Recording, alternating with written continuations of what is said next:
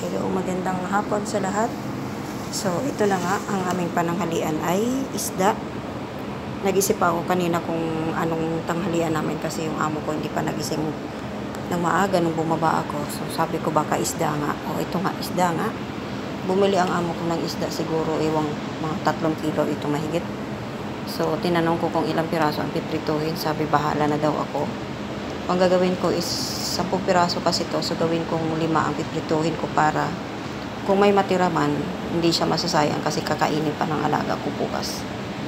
So, yan, piprito na tayo. Mainit na ang aking mantika.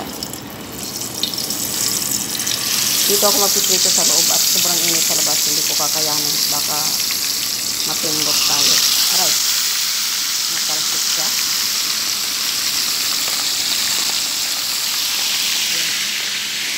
So, ang partner pala nito is kanin na puti.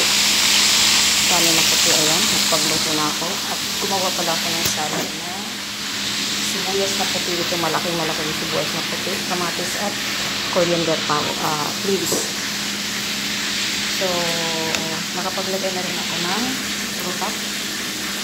Ito yung samar na tinatawag na samar. Pero pagkahinog na kasi siya, ang tawag na dito is rutak. Dito naman siya isasawsaw sa kinanaw ko na yogurt at saka yung kuko na sinasabi. So, yun lang. Bye!